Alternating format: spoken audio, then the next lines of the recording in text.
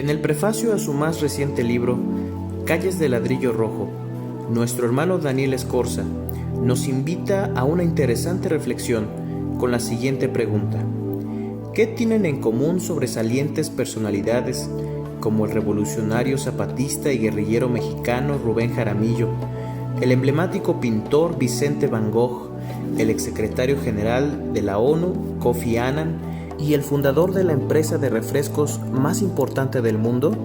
Podríamos responder que lo mismo que tienen en común políticos norteamericanos como George Bush y Hillary Clinton, y otras figuras como George Lucas, el genio detrás de las Guerras de las Galaxias, el emblemático escritor de terror Stephen King, el reconocido presidente sudafricano Nelson Mandela, las reconocidas activistas sociales Anna Jarvis y Julia Ward, quienes impulsaron la celebración del Día de las Madres, un personaje ficticio y famoso de la cultura popular como Superman, y hasta hace no mucho a la célebre y reconocida cantante pop Beyoncé.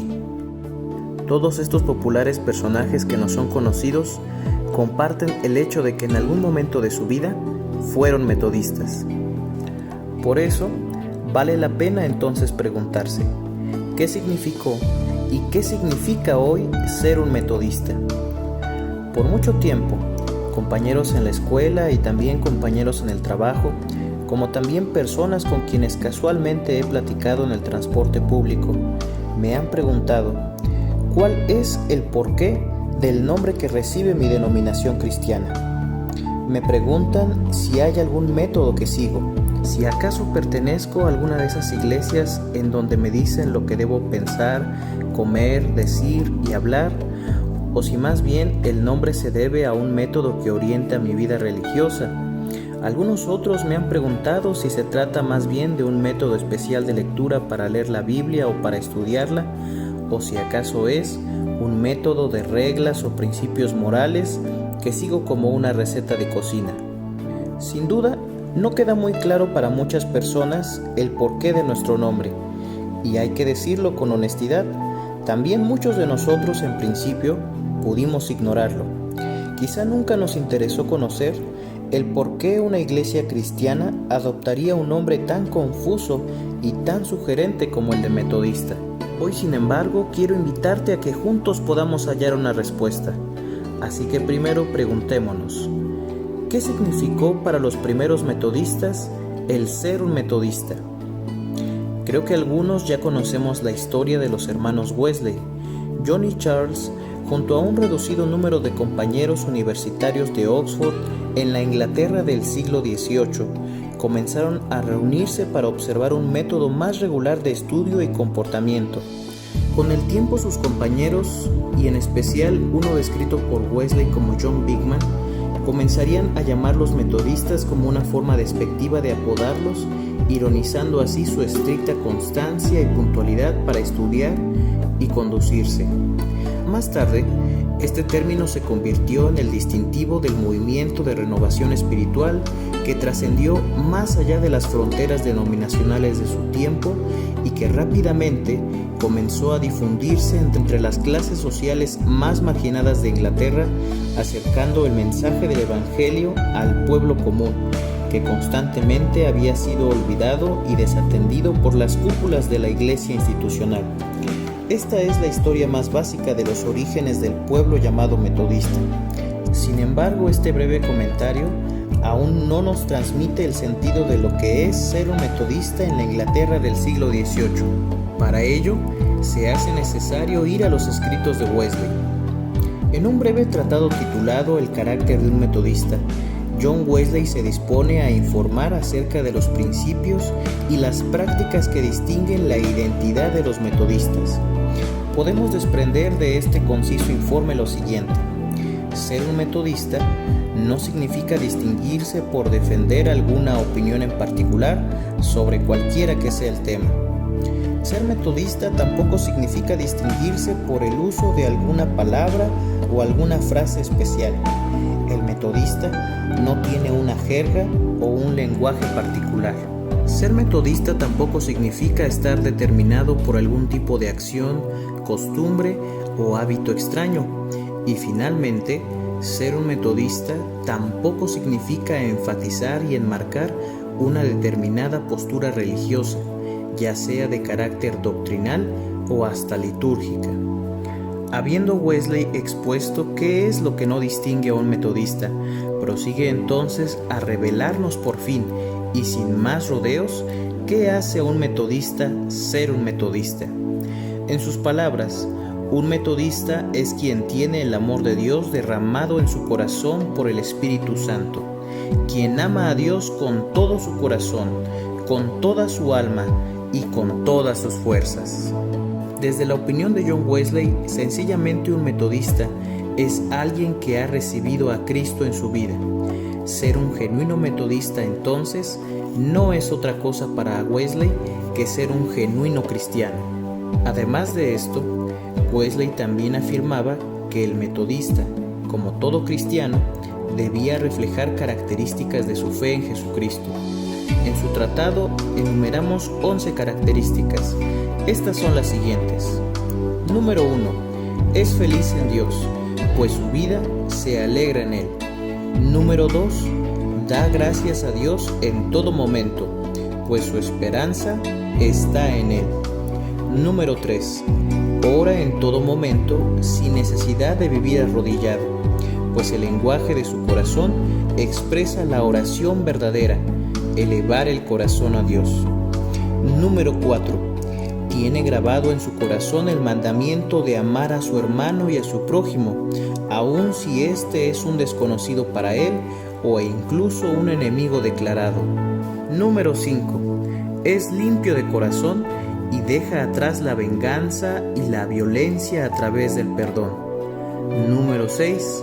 Su único deseo es hacer la voluntad de Dios. Número 7. Desea dar fruto siempre, obedeciendo los mandamientos de Dios, teniendo una conciencia tranquila ante Dios y ante su prójimo. Número 8. Le sirve a Dios con vigor y con todo lo que posee. Número 9. Todo lo que hace es para dar gloria a Dios. Número 10. No se deja dominar por las tendencias y los hábitos que se vuelven vicios de su tiempo. Número 11. Por último, pero no menos importante, se caracteriza por hacer el bien a todos sin ningún tipo de distinción, pues ve en el rostro de su prójimo la imagen impresa de Dios. Wesley determina que estas son las 11 marcas que distinguen a todo metodista, y aún dice que si alguien le señala que en realidad no ha dicho nada nuevo que no se haya dicho antes acerca de los principios comunes de todo cristiano, esa persona está en lo correcto, pues para él ser metodista es sencillamente vivir el sencillo y primitivo cristianismo, de manera que para él, quien tenga estas marcas da fruto de una fe viva que le distingue en medio de un mundo que se ha olvidado de Dios. Por eso para Wesley, vivir según el método significa pensar, hablar y vivir en el Evangelio de Jesús. Por eso insistía mucho en que no se debía destacar a los metodistas como si fueran otra denominación cristiana, ya que para él eso comenzaría a dividirlos y separarlos de sus iglesias de origen y de los demás cristianos también. Y eso no fue algo que él deseara, pues siempre intentó fomentar la unión, la armonía, el respeto y la integración. Wesley extendía su mano a todo cristiano sin importar a qué iglesia perteneciera. De hecho, esto tenía tanta importancia para él que muchos años más tarde también la distinguiría como otra marca y característica de los metodistas.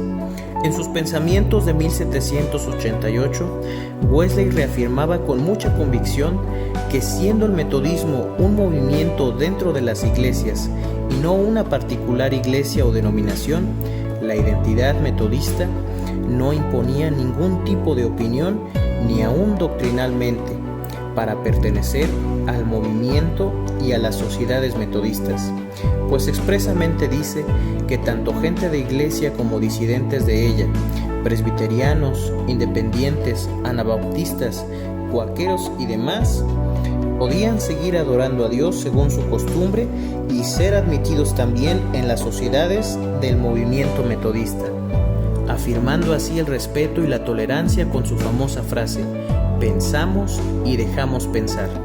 Sin embargo, aún no hemos dicho todo, pues si bien Wesley constantemente quiso enmarcar que el significado de ser metodista era ser un genuino cristiano, no podía ignorar que había ciertas prácticas que comenzaban a ser nuevas en su tiempo y que estaban siendo realizadas por los metodistas. Por eso, en sus consejos al pueblo metodista de 1745, Wesley señala que los metodistas comenzaban a destacarse también por algunos otros aspectos, de entre los cuales destacamos un comportamiento diferente en sus relaciones comerciales, su nula participación del contrabando ilegal, su abstención de licores espirituosos y su orientación a jamás mencionar las faltas de otra persona si ésta se encontrara ausente. También su rechazo a todo deseo de separarse de sus respectivas sociedades y congregaciones, pues ser metodistas no los cuarteaba de pertenecer a otros grupos. Por esto último, es muy comprensible que Wesley le temiera tanto no a que el pueblo llamado metodista dejara de existir en el mundo, sino a que se convirtiera en un grupo sectario muerto, es decir, en una sociedad hermética y estéril, sin poder del Evangelio. Este temor fue creciendo en el corazón de Wesley con el transcurrir de los años, pues algo le advertía que debía emplear todo método posible para evitar entre los metodistas la estrechez del espíritu y del corazón, así como el celo partidario que originaba el miserable fanatismo que promovía creer ingenuamente que Dios no obraba más allá de la obra metodista. Algo muy destacable de Wesley es que ante esta peligrosa ignorancia, él comenzó a leer y difundir entre los metodistas noticias de lo que Dios estaba realizando en el mundo a través de otras opiniones y denominaciones cristianas. Fue muy importante para él que los metodistas del siglo XVIII comprendieran la urgencia y la necesidad de derrumbar las paredes de separación que en el mundo se habían levantado, no solo por la astucia del diablo, sino también por nuestra locura. Por eso mismo, el significado de ser metodista debe también entenderse como la exigencia diaria de animar a todos a decir: todo aquel que hace la voluntad de mi Padre que está en los cielos, ese es mi hermano y mi hermana y mi madre. Esto fue lo que significó ser metodista en la Inglaterra del siglo XVIII, y esto es lo que debería significar ser metodista hoy también.